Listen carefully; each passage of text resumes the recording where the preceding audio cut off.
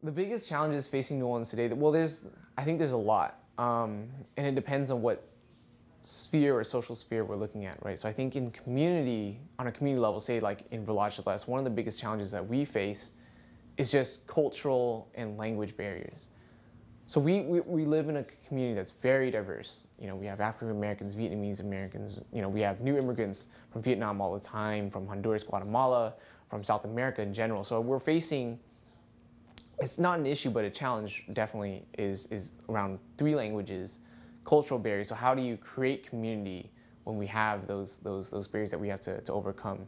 And then I think, the other component to that is how do we then unify to have a voice in, say, like city council or for the local government? So I think like one of the biggest things is we pay taxes. We pay, I think upwards of 20 to 40% of the city's tax base, but we get less than 2% back.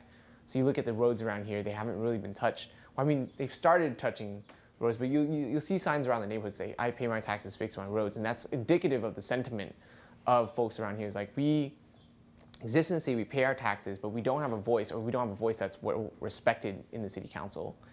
So I think that folks aren't meeting the needs of local communities on the city council level. And I think on a larger level, another issue that we're facing is around climate change. So we're losing a football field of wetlands every 30 minutes at this point. When I first moved here, it was like every 45, 50 minutes. So now it's almost double the rate. And unless the city figures out a way of living with water, I think the future of New Orleans is at stake.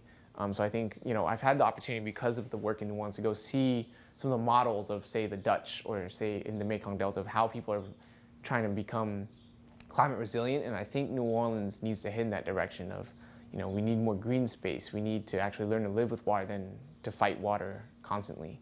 So I think there's a multitude of issues and challenges facing New Orleans, and depending on kind of where we're sitting, determines what the most pressing issues are.